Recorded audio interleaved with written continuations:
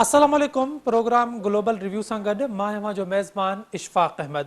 नाज़रीन, programme global review में पाण आलमी मामलनि ऐं आलमी इश्यूज़ खे डिस्कस कंदा आहियूं ऐं हीअं अॼुकल्ह कुझु अहिड़ा इश्यूज़ आहिनि जेके पूरी दुनिया ते पंहिंजो असरु छॾे सघनि था। उनमें सभिनि खां पहिरियां जेकॾहिं ॻाल्हि कजे त ओपेक प्लस जो हिकु फ़ैसिलो आहे जंहिं ख़ासि करे अमेरिका के तमामु घणो परेशान करे छॾियो आहे, जंहिंखां पोइ जो बाइडन जेको अमेरिकन सदर आहे उन पारां हिकु बयान जारी कयो वियो आहे त इन जा नतीजा जेके आहिनि तमामु घणा सख़्त थी सघनि था। ओपेक प्लस हिकु 15-16 मुल्कनि जी तंज़ीम आहे जेका ऑयल प्रोड्यूसर मुल्क आहिनि उन्हनि जी हिकु तंज़ीम आहे। उन्हनि पारां ऑयल जी जेका प्रोडक्शन आहे हर साल जी उनखे घटाइण जो फ़ैसिलो कयो वियो आहे, जंहिं ते अमेरिका पारां ख़दशा अमेरिका पारां इन ॻाल्हि जो इज़हार कयो वियो आहे त इन जा जेके आहिनि असर जेके आहिनि उहे थी सघनि था। ऐं इन सां गॾोगॾु सऊदी अरब सां जेके तालुकात आहिनि अमेरिका जा, अमेरिका उन ते बि नज़रसानी करण जो फ़ैसिलो कयो आहे ऐं जो इशारो ॾिनो आहे त थी सघे थो उन ते नज़रसानी करे सघिजे थी। ॿिए पासे जेकॾहिं ॻाल्हि कजे त ईरान में हिन वक़्तु क्राइसिस वारा जेके आहिनि उहे हालात आहिनि जंहिंमें महसा अमेनी नामी जेका छोकिरी हुई उनखे ईरान जी जेका पुलिस आहे गिरफ़्तार कयो वियो हो ऐं उन अमेरिकन ईरानी जेका पुलिस हुई उन जी कस्टडी में उन छोकिरी जेका आहे उहा फ़ौत थी वई हुई। उन खां पोइ पूरे मुल्क में जेको आहे एहतजाज शुरू थी विया ऐं उन छोकिरी ते इल्ज़ाम इहो हुयो त उन जो जेको हिजाब हुयो जेको हुनखे पर्दो कयल हुयो उहो सही न थियल हो, इन जे करे उनखे गिरफ़्तार कयो वियो ऐं उनजे तशदुद खां पोइ पुलिस जी कस्टडी में उहा फ़ौत थी वई। हिन वक़्तु ईरान में क्राइसिस वारी सूरत हाल आहे। तक़रीबन 185 माण्हू जेके आहिनि हिन वक़्त ताईं फ़ौत थी चुका आहिनि इन वाक़िअनि में ऐं हादसनि में। पाण इन सूरत हाल ते अॼु जे प्रोग्राम में ॻाल्हाईंदासीं। मूंसां ॿ अॻूणा सफ़ीर मौजूदु आहिनि, जनाब GR बलोच साहब, वॾी महिरबानी अवां जी प्रोग्राम में शामिल थियण जे लाइ। ॿिए पासे ज़फ़रुल्ला शेख साहब असां सां गॾु मौजूदु आहिनि, पाण बि अॻूणा सफ़ीर आहिनि ऐं आलमी मामलनि ते गहरी नज़र रखंदड़ आहिनि। ज़फ़रुल्ला शेख साहब अवां जी बि वॾी महिरबानी प्रोग्राम में शामिल थियण जे लाइ। GR बलोच साहब, प्रोग्राम जी शुरूआति जेकॾहिं मां अवां खां कयां त ओपेक प्लस जेको फ़ैसिलो कयो आहे हिन वक़्तु जॾहिं पूरी दुनिया में मुआशी क्राइसिस जेके आहिनि उहे उरूज ते आहिनि, अहिड़ी सूरत हाल में तेल जूं क़ीमतूं अञा वधी जेका क़ीमत आहे उन जी उहा इंक्रीज़ थी सघे थी। अव्हांखे छा थो लॻे त ओपेक प्लस जो जेको फ़ैसिलो आहे इन सां रुगो अमेरिका खे नुक़सानु थींदो या पाण जेके एशियन कंट्रीज़ आहियूं इन्हनि खे बि महंगाई जी सूरत में, महांगे तेल जी सूरत में नुक़सानु थी सघे थो? बिस्मिल्लाहिर्रहमानिर्रहीम। बेसिकली सॼो जेको कज़ियो आहे ऑयल क्राइसिस जो उहो तव्हांखे यादि हूंदो त जॾहिं कोविड जे आख़िर में अहिड़ो वक़्तु आयो त तेल विकिणण वारा पैसा पिया ॾियनि तेल वठण वारनि खे त असांजो तेल वठो, ऐं जहाज़ जेके आहिनि से भरियल तेल जा समुंड में हाई सीज़ ते अवेलेबल हुआ, तव्हां को बि खणी वञे ऐं वञी पाण वटि लाहे तेल खे उतां ज़ीरो खां या माइनस, एक्चुअली माइनस खां वठी जेको आहे पेट्रोल जा उनजी जेका पर गैलन जेको आहे सो 120 ताईं वञी पहुतो कंहिं ज़माने में। हाणे वरी 90 ताईं कुझु हले पियो थो। ऐं उन में सभु खां वॾो जेको मसइलो आहे उहो आहे रशिया जो पंहिंजो जेको उन ते जेके पाबंदियूं लॻियूं आहिनि यूक्रेन जे हमले खां पोइ ऐं हुनजी जेका प्रोडक्शन आहे सा कटिजी वई आहे ऐं देयर इज़ हिकु तमामु वॾी डेफिशिएंसी जेका आहे सा यूरोप ऐं ॿियनि मुल्कनि में अची वई आहे ऐं हुनजी अवेलेबिलिटी बि घटि आहे, छाकाणि जो इहो जेको निज़ामु आहे सप्लाई एंड डिमांड ऐं प्राइस फ्लक्चुएशन सां हूंदो आहे। सो उन हवाले सां तमामु घणियूं महांगियूं थी वियूं, गैस बि, ऑयल बि, फ्यूल बि अमेरिका में ऐं यूरोप में, ऐं ख़ासि तरह अमेरिका में जेको सो हींअर इलेक्शन्स अचण वारियूं आहिनि उन्हनि जूं हिकिड़ो ख़ासि वक़्त खां पोइ थींदियूं आहिनि त बाइडन जे लाइ तमामु वॾो ज़रूरी हुयो त इन्हनि पंहिंजी कॉन्स्टिट्यूएंसी खे ख़ुशि रखण जे लाइ, वोट वठण लाइ, इलेक्शन जीतण जे लाइ त हू पेट्रोल जूं क़ीमतूं बराबरि रखे। ऐं उन हवाले सां हुन हिकिड़ो दौरो बि कयो सऊदी अरब जो ऐं उन्हनि खे कन्विंस करण जी कोशिशि कई त हू पहिरीं प्राइस खे बि घटि आणनि ऐं प्लस सप्लाई वधीक कनि।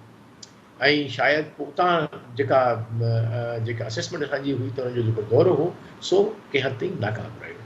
ऐं हींअर जेको ओपेक प्लस जी जेका मीटिंग थी आहे उहा यकीनी ॻाल्हि आहे सिर्फ़ु मार्केट फोर्सिस जे करे कोन्हे का, ऑल्दो सऊदी अरब तरफ़ां इहो ई कयो वियो आहे त असांजो सॼो फ़ैसिलो जेको आहे सो सिर्फ़ु मार्केट मैकेनिज़्म खे स्टेबलाइज़ करण जे लाइ, ऑयल जी जेका मार्केट आहे उनखे बहितर करण लाइ आहे, उन में को बि सियासी मुफ़ाद कान्हे। लेकिन इहा हिकिड़ी ख़ासि ॻाल्हि आहे त ऑयल ऐं ओपेक जूं प्राइसिस, उन्हनि जो सप्लाई सॼी पॉलिटिकल आहे। Energy is a weapon now, ऐं वेपनाइज़ थी चुकी आहे। उन में रशिया ऐं उन खां पहिरियां बि असां ॾिसूं था तारीख़ में 1973 खां वठी the fuel or oil as a weapon has been used in these big wars. त हींअर बि जेको फ़ैसिलो कयो वियो आहे सो उन में मुंहिंजे ख़्याल में सऊदी ऐं US रिलेशन्स में तमामु घणो स्ट्रेन अची वियो आहे, छाकाणि जो जेका ख़बरूं अचनि पियूं ऐं जेके रिपोर्ट्स साम्हूं काफ़ी सारी रिसर्चुनि में पढ़ियो पिए त अमेरिकननि खे चयो पिए त तव्हां कम अज़ कम हिकिड़े महीने लाइ इन इजलास खे तव्हां डेफर करे छॾियो, जेकॾहिं तव्हां सरे दस्त कट नथा लॻाए सघो हींअर न लॻायो, ऐं जेकॾहिं तव्हांखे कट ज़रूरु लॻाइणी बि आहे त कम अज़ कम तव्हां हिकु महीनो असांखे ॿियो ॾियो, ताकी हू पंहिंजा डिपॉज़िट जेके आहिनि फ्यूल जा उहो करे सघनि। ऐं ऑब्वियसली जेका डायनेमिक्स आहे यूक्रेन वॉर जी, उनजी का ख़बर पवे उन्हनि खे। So I think it's more a political लिहाज़ सां victory for Russia and to some extent a setback for US। जी ज़फ़रुल्लाह शेख साहब, अव्हांखे छा थो लॻे त ही इकोनॉमिकल डिसीशन पॉलिटिकली केतिरो ख़तरनाक थी सघे थो, ऐं ख़ासि तौर ते अमेरिका जेको आहे थ्रेट बि कयो आहे त जेकॾहिं इहा तेल जी पैदावार में कटौती कई वई त रियाज़ खे उन जा नतीजा जेके आहिनि ॾिसणा पवंदा। अव्हां छा था सम्झो त हाणे जेके अमेरिका जा ताल्लुकात अरब कंट्रीज़ सां उहे न रहिया आहिनि जेके माज़ी में हुया, ऐं उन जी वजह रुगो सिर्फ़ु अव्हां तेल जी प्रोडक्शन खे सम्झो था या कुझु ॿिया फैक्टर बि आहिनि, दुनिया जेका आहे उहा हाणे कंहिं ॿिए सुपर पावर ॾे ॾिसी रही आहे? न, मां नथो सम्झां त को तालुकात एॾा सफ़ा उनमें स्टिफनेस ईंदी त अमेरिका वारा गल्फ वारनि खां सवाइ नथा रही सघनि, गल्फ वारा अमेरिका वारनि खां नथा रही सघनि। एॾी ईअं नंढियुनि नंढियुनि ॻाल्हियुनि ते एॾा तालुकात सफ़ा ख़राब न थींदा आहिनि। बाक़ी हाणे हिकिड़ी ॻाल्हि आहे, जेके डिप्लोमेटिक स्कर्मिशिस चइबो आहे, इहा ॾे वठि हल्की फुल्की थींदी रहंदी आहे, हीअं न कंदव त हीअं थी वेंदो। असल में ॻाल्हि इहा आहे त यूक्रेन वॉर खां पोइ जेके हाणे इकोनॉमिक सिचुएशन या एनर्जी शॉर्टेज जेकी आहे सॼी यूरोप में थी वई आहे, ऐं सॼी ऑयल गैस जी बि ऐं ॿियनि जी, रशिया वॾो मेन सप्लायर हुयो, ऐं जेको हाणे क्राइसिस अमेरिकन्स खे बि फेस था कनि, यूरोपियंस बि फेस था कनि, ऐं नेचुरली वरी ओपेक जो बि पंहिंजो रोल आहे। त हाणे ओपेक जो जेके प्राइसिस आहिनि ऑयल प्राइसिस, उहे बि हेठि मथे काफ़ी वञनि थी पयूं।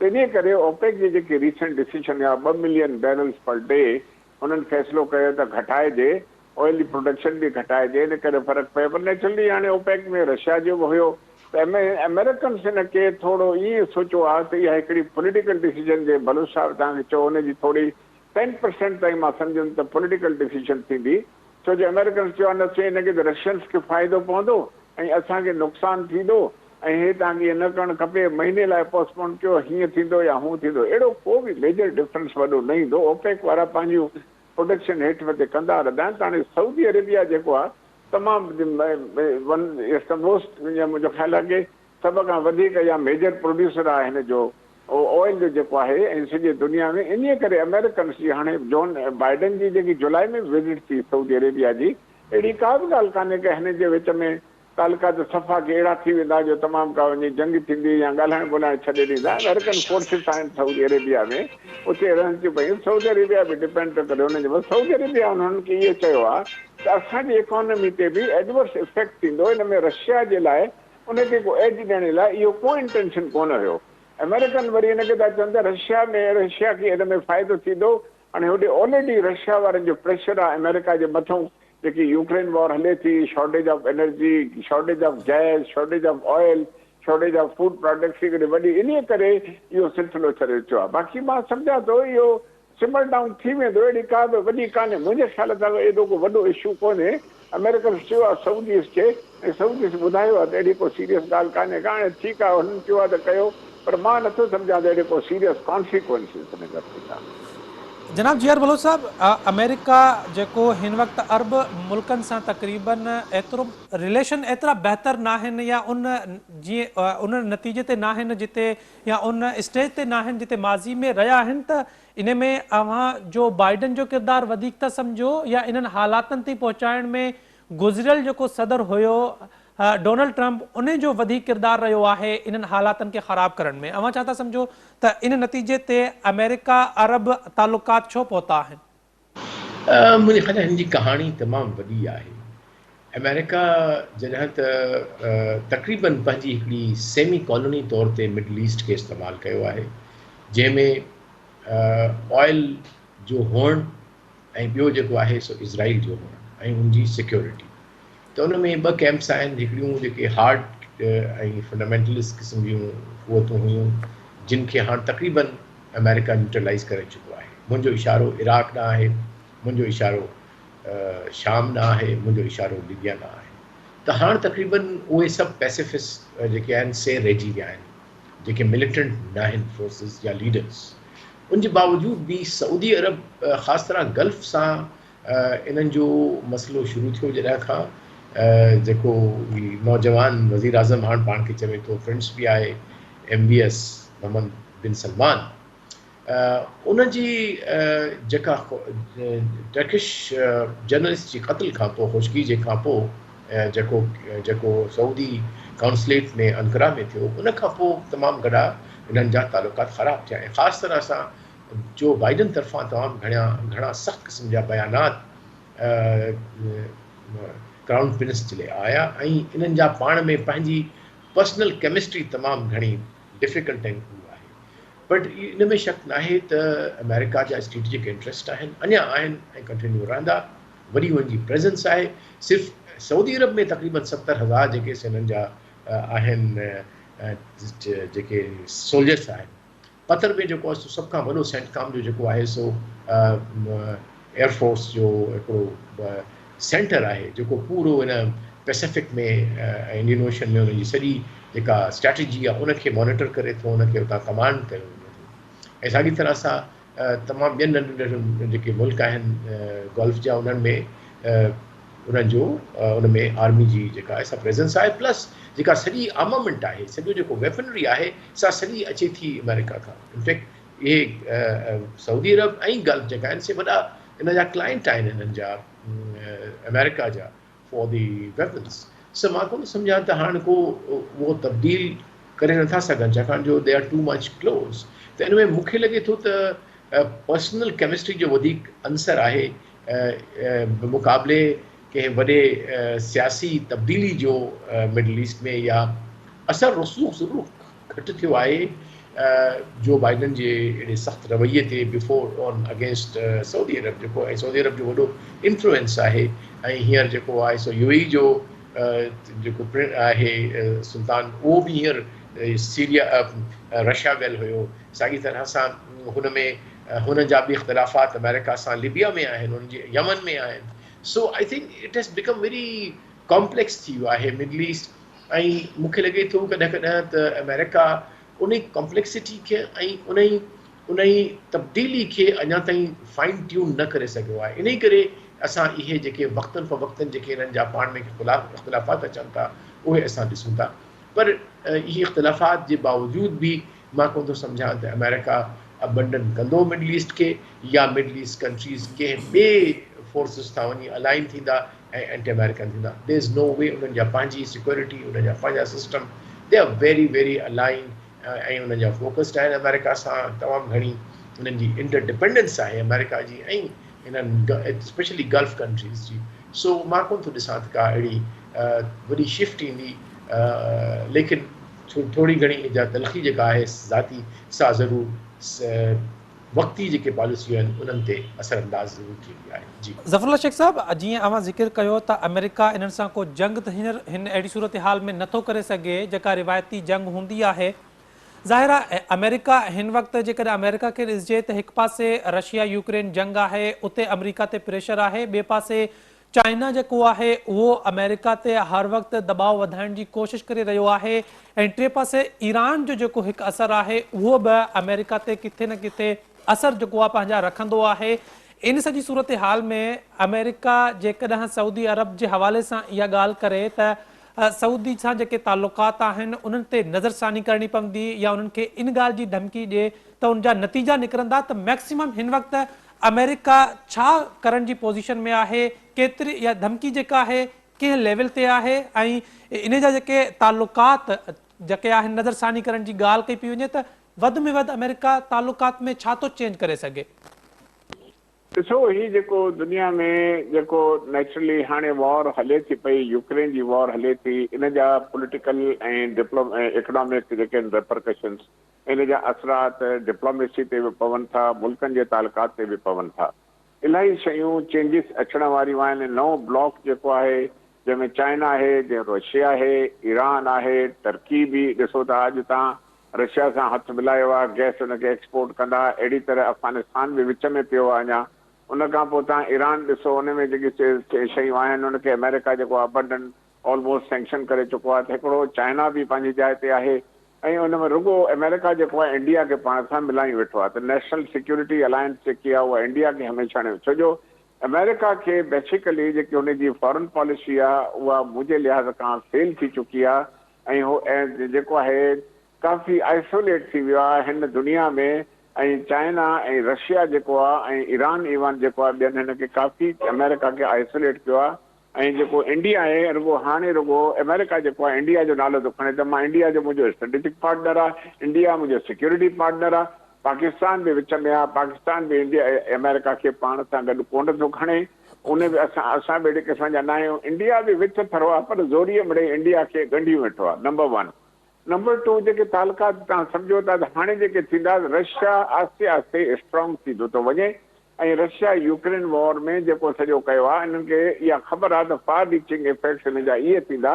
अल्टीमेटली यूरोप में वॾी क्राइसिस ईंदी। हाणे ई वॾी क्राइसिस आयल आहे, उनजी महांगाई, अमेरिका में महांगाई, सभिनी जी हालत ॾिसो त इकोनॉमिक पॉलिसीज़ चेंज पई थियनि। उनजी करंसीज़ ते गैस हुन बंदि करे छॾी आहे, तेल हुन बंदि करे छॾियो आहे। त यूके जेको आहे रशिया वारा आहिनि चङी तरह सां करे पंहिंजो हो सॼो ॻाल्हि ॾिसनि था वेठा त कहिड़े नमूने में जेको आहे असां कंदासीं। अल्टीमेटली इहा यूक्रेन जी वॉर यूक्रेन में विढ़ी त वञे थी पर हिन जा इफेक्ट्स जेके आहिनि, एडवर्स इफेक्ट्स जेके आहिनि सॼो यूरोप ते। ऐं हाणे जेकॾहिं थर्ड वर्ल्ड वॉर लॻी बि, जेकी मुंहिंजो ख़्यालु आहे लॻंदी अॼु या सुभाणे या परीहं तां परीहं, उहा यूरोप ऐं अमेरिका खे तबाह कंदी। होॾे फार ईस्ट में वरी मुसीबत थी वई आहे। होॾां जापान ऐं कोरिया वारा, हितां जेको नॉर्थ कोरिया जेको आहे ॾिठो आहे त पोइ 2 हफ़्तनि में अलाए घणा मिसाइल जेके आहिनि पंहिंजा तजुर्बा करे चुको आहे, बैलिस्टिक मिसाइल। त हे जेकी दुनिया में सॼो सिलसिलो हले थो जेको तव्हां पुछो था त तालुकात कंहिंजा छा थींदा, त अमेरिका जेको आहे ॿियो बाइडन जेको आहे basically he is an old man. सभु चवंदा बाइडन जी पॉलिसी एॾी सुठी न आहे। ट्रंप जेको आहे त हाणे हेतिरो सऊदी अरेबिया ते 2 साल अॻु में जॾहिं हुयो $300 बिलियन सां आर्म्स डील करे वियो आहे सऊदी अरेबिया सां। कीअं सऊदी अरेबिया सां उहो फिटाईंदा? सऊदी अरेबिया हुननि जो तमामु वॾो मार्केट आहे। हले उन ते वधी इंडिपेंडेंस बि आई आहे। यूएई जेको आहे इसराइल सां वरी तालुकात रखिया आहिनि, बहरेन इसराइल सां तालुकात रखिया आहिनि, सूडान इसराइल सां तालुकात रखिया आहिनि, कतर इसराइल सां तालुकात रखिया आहिनि। इहो केरु आहे? पोइ विच में Israel is the mini United status, हुननि जी कॉलोनी आहे हिकिड़े क़िस्म जी। पोइ भला हुते प्रो अमेरिकन आहे। त हे छा थी वियो आहे त इहे सुवाल ई पैदा न थो थिए त अमेरिका जेको आहे पंहिंजो गल्फ सां सॼो फिटाए या गल्फ वारा अमेरिका सां फिटाइनि। बाक़ी हिकिड़ी ॻाल्हि सही आहे, एग्री विथ बलोचार त मिडल ईस्ट खे तबाह करण में अमेरिका जो वॾो हथु आहे। पर मां सम्झां त मिडल ईस्ट खे जेकॾहिं तबाह बि कयो आहे त हुन में हाणे तबाहीअ जा आसार जेके नज़र ईंदा इहे अमेरिका ऐं सॼो यूरोप आहे। गल्फ न आहे। हाणे मुस्लमान जेके आहिनि मथे ईंदा, सेफ थींदा। फार ईस्ट बि हिन में मरंदो, जापान वारा बि मरंदा, कोरिया ऐं सॼो फार ईस्ट ते असरु पवंदो। China will become strong, new group is going to emerge. China, Russia, Iran, Turkey, even Pakistan, Afghanistan, Qatar and whole of the Gulf, इहो नओं ग्रुप ठही रहियो आहे। बिल्कुलु ज़फ़रुल्ला शेख साहब, अवां इहो पंहिंजो तजियो जेको इन हवाले सां ॾिनो, बिल्कुलु अवां लॻे पियो त अमेरिका जी जेका घबराहट आहे या जो बाइडन जा जेके बयान आहिनि या सऊदी हवाले सां गल्फ कंट्रीज़ जे हवाले सां जेके आहिनि, हिकु नओं ब्लॉक जेको आहे उन जी बि जेका अमेरिका खे ख़ौफ़ आहे त शायदि चाइना जेको आहे ईंदड़ ॾींहंनि में सुपर पावर थी सघे थो ऐं चाइना उन प्रोसेस ॾे जेको आहे अॻिते वधे पियो। उहो बि ख़ौफ़ अमेरिका खे बिल्कुलु मौजूदु हिकु कंहिं हद ताईं अमेरिका ते सवार आहे। इन सिलसिले खे पाण अॻिते वधाईंदासीं, प्रोग्राम जो सिलसिलो जारी रखंदासीं। हिते वक़्तु थियो आहे ब्रेक जो, असां सां गॾु रहिजो।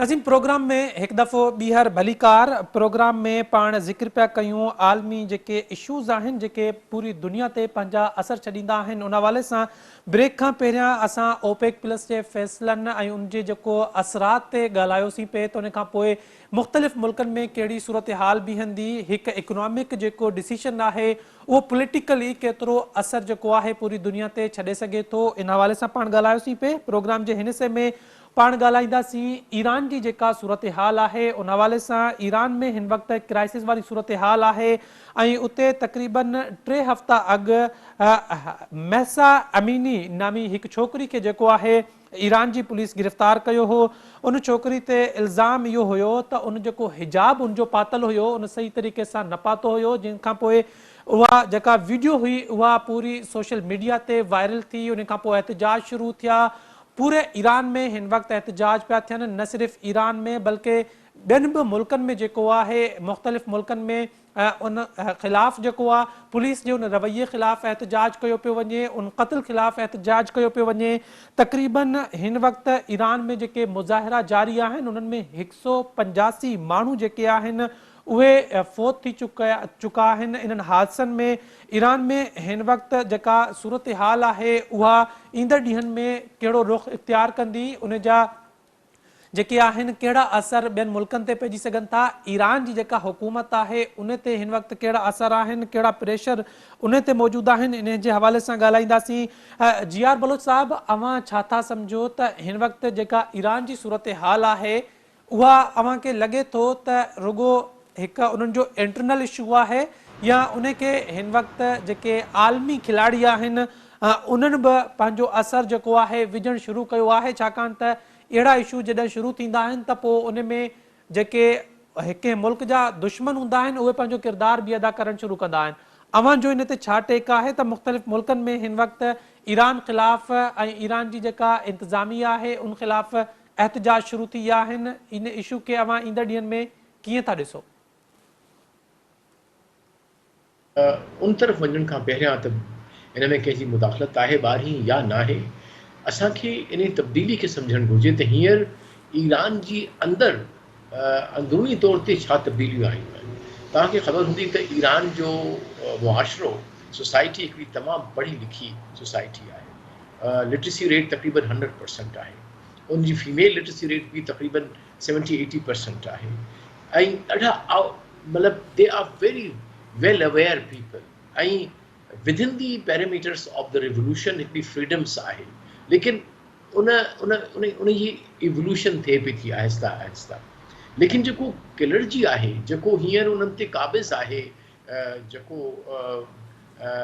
इस्लामिस्ट जेके आहिनि उन्हनि में तब्दीली न आई आहे जेका मुआशिरे में अची चुकी आहे। त मूंखे ईअं लॻे थो त इहो जेको आहे so there is a gap between people जेके रूल पिया कनि, रूलर्स एंड द रूल्ड। त माण्हू पंहिंजे इनकलाब खां अञा निकिरी चुका आहिनि, जॾहिं त इनकलाब पंहिंजे माण्हुनि जी सोच खां पोइते रहिजी वियो आहे। लिहाज़ा ही इख़्तिलाफ़ असांखे नज़र ईंदो जेसि ताईं वञी हिकिड़ो balance, psychological balance, social balance, हिकिड़ो समाजी बैलेंस जेको आहे सो ईरान में अचे। ऐं इहो इवोल्यूशनरी आहे, इनखे एतिरो घणो बि न वठणु घुरिजे त शायदि तब्दीली अची वेंदी, पोइ रिजीम चेंज थींदो ईरान में। No, I don't think so. Basically मुंहिंजे ख़्याल में ही तब्दीलियूं मुआशिरे जूं आहिनि, इहे तब्दीलियूं जेके आहिनि से तालुकात जूं आहिनि between those who are ruling them and the people. ऐं मूंखे लॻे थो त इहो आहे ऐं कंहिं हद ताईं अचनि बि पियूं अहिड़ियूं इन्हनि जूं, डिस्पाइट द फैक्ट के तमामु वॾो क्रैकडाउन कयो आहे गवर्नमेंट उन्हनि प्रोटेस्टर्स ते। लेकिन मुंहिंजे ख़्याल आहे अॻिते हली पाण ॾिसंदासीं त हुकूमत जेका आहे ईरान जी सा तब्दीलियूं आणींदी, अंदरूनी तौर ते का माण्हुनि खे आज़ादियूं मिलंदियूं, अंदरूनी तौर ते कुझु फ्रीडम्स माण्हुनि खे, ख़वातीन खे ख़ासि तरह सां असांखे नज़र ईंदियूं। जी ज़फ़रुल्ला शेख साहब, अव्हां छा था सम्झो त जीअं GR बलोच साहब ॻाल्हि कई त हिन वक़्तु ईरान जो मुआशिरो हिकु एवोल्यूशन प्रोसेस मां गुज़रे पियो, जंहिंमें इहो एवोल्यूशन प्रोसेस आहे हू हिकु शइ खे एक्सेप्ट नथा कनि, उन ख़िलाफ़ एहतजाज पिया कनि। जेकॾहिं हिन वक़्तु एवोल्यूशन पियो हले ईरान में त ईरान जो जेको रेवोल्यूशन हुयो, जेको इनक़लाब हुयो, उन जो छा उन जो हाणे अंजाम थियण वारो आहे हिते?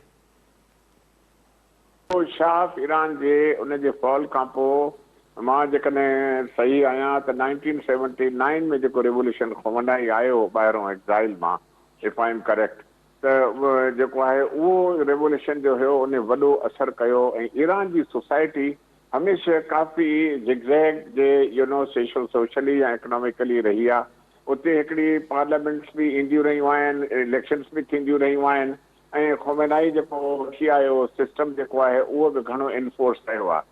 पर शाह ईरान वारो टाइम कॾहिं बि वरी वापसि न आयो आहे। हाणे तव्हां ॾिसो हूंदो, मां एतिरो घणो हिस्ट्री में कोन वेंदुसि, 17 में या 18 में या 19 में या 20 में इन्हनि में वरी इहे क़िस्म जा प्रोटेस्ट थींदा रहंदा आहिनि, वक़्तनि ब वक़्तनि सोशल प्रोटेस्ट। हे जेके रिसेंटली हाणे बि प्रोटेस्ट थिया आहिनि उहे रुॻो उन ते पंहिंजो जेको आहे हिजाब वारे सिलसिले ते इहो थियो आहे, जंहिंमें अमीर छोकिरी बि हिकिड़ी फौत थी वई पुलिस कस्टडी में, उतां जॾहिं सिलसिले थी हाणे 185 हिकिड़ो 90 माण्हू मरी विया आहिनि जेके आहिनि, इलाही ज़ख़्मी थिया आहिनि ऐं हीअ जेको सिलसिलो अञा ताईं हले थो पियो उन में अगेंस्ट द गवर्नमेंट जेको आहे। मां सम्झां थो त रुॻो अहिड़ी ॻाल्हि कान्हे जो पंहिंजो गवर्नमेंट जो फॉल थींदो, पर इहे सोशल जेके सॼा अनरेस्ट थियनि था इहे प्रेशर्स आहिनि फॉर द चेंज, जेके हाणे घणी चेंज अची रही आहे सोसाइटी में। काफ़ी शयूं आहिनि जेके आहिनि उन में जीअं हाणे हिजाब आहे या बाक़ी त हाणे ईरान में त आज़ादी आहे, ड्राइविंग बि करे सघनि थियूं, उते जॉब बि कनि थियूं पियूं, उते सफोकेशन न आहे अफ़गानिस्तान वांगुरु या ॿियनि मुल्कनि वांगुरु सफोकेशन न आहे। Even the Arab countries are now opening up. तव्हां सऊदीया में ॾिठो हूंदो, उते बि इजाज़त मिली वई आहे इलाही शयुनि जी। हिते ईरान में त शुरू में औरतुनि जो माशाअल्लाह वॾो रोल आहे सोशल सेटअप में या हुननि में हर शइ में। हिकिड़ी ॻाल्हि आहे त हिजाब वारो सिलसिलो आहे उहे पाइनि थियूं पियूं, सभु ॻाल्हि आहे हर कंहिं, उहे जो ख़ोमेनी जे करे हिकिड़ो कवर आहे जेको कवर रहे थो पियो उते, त उन थोरे फैब्रिक खे हाणे धचको पहुतो आहे, छो जो हिन छोकिरीअ खे जेके 19 इयर्स जी या 20 साल जी जेकी फौत थी वई पुलिस जे अगेंस्ट में, मतिलबु आहे हिते जेको इंस्टीट्यूशन्स आहिनि उन्हनि जे तरफ़ां जेकी ज़्यादती थिए थी उहा ज़्यादती हाणे पब्लिक खे बर्दाश्त नथी थिए। का बि हाणे टीचर्स हुजनि या ॿिया आम माण्हू हुजनि या को लोकल जनरल सोसाइटी हुजे या थिंक टैंक्स हुजनि, का बि अहिड़ी या चाहे कंहिंजे सेंटर्स जे तरफ़ां या इदारे जे तरफ़ां या हुकूमत जे तरफ़ां का ज़्यादती थिए थी त उथी खड़ा था थियनि। इहा हिकिड़ी सुजाॻी आहे। ईरानियन क़ौम जेकी आहे वॾी सुजाॻ क़ौम आहे, तमामु घणी आहे। दुनिया में जिते किथे चेंजिस अची रहियूं आहिनि, दुनिया चेंज थी रही आहे सॼी जेकी आहे। इवन पाकिस्तान में हर शइ सोशल फैब्रिक जेकी आहे उहा चेंज थी रही आहे। त मुंहिंजो मक़सदु चवण जो आहे हे जेके हाणे हलिया आहिनि सॼा दौर, इहे ईअं कोन थींदा जो ख़ुमैनी के या ॿिए कंहिंखे हिननि जे रूल खे घटि ख़तमु करे छॾींदा, पर मक़सदु इहो आहे त यानी सोशल फैब्रिक में चेंज ईंदी।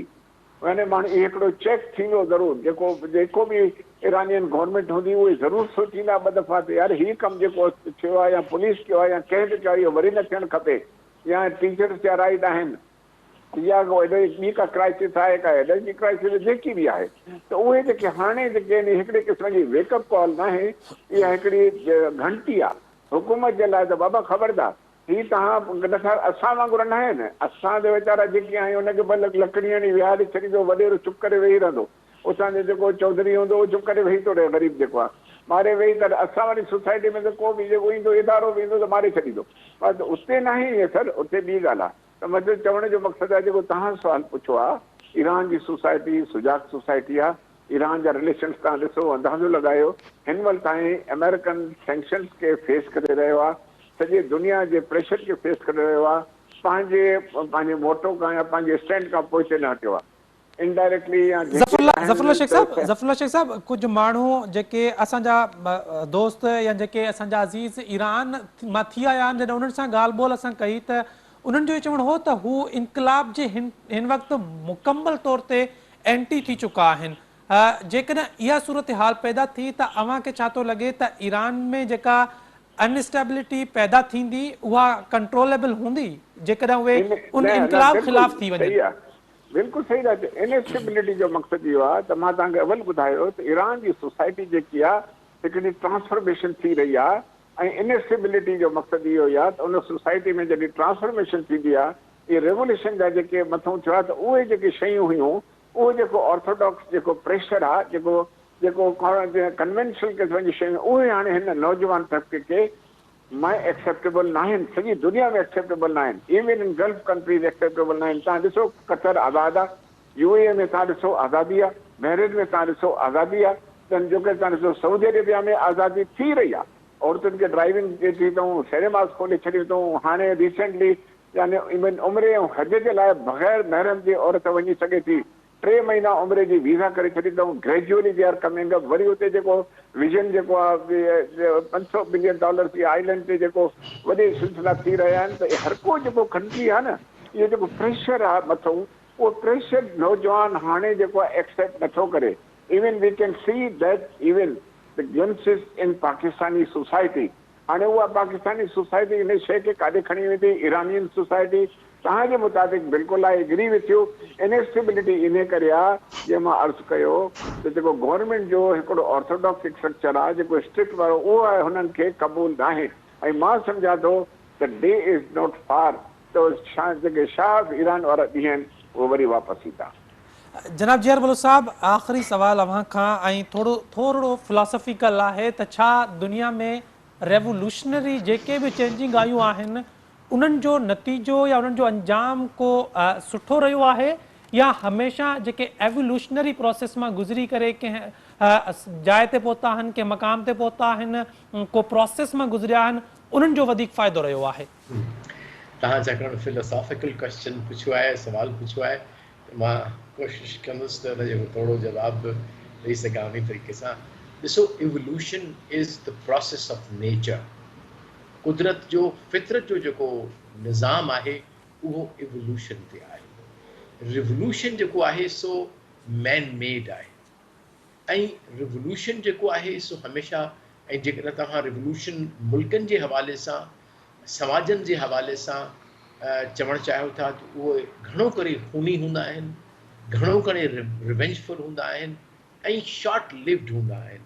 ऐं उन में थींदो छा आहे त या त हू हिकिड़ी असर्टिव माइनॉरिटी आहे जेका पंहिंजे डंडे जे ज़ोर ते पंहिंजी मर्ज़ी, पंहिंजा ख़्यालात, पंहिंजा अफ़कार उन्हनि ते इम्पोज़ कंदी आहे, या पोइ मेजॉरिटी हूंदी आहे जेके पंहिंजा अफ़कार माइनॉरिटी खे इम्पोज़ कंदी आहे। लेकिन there is never a consensus.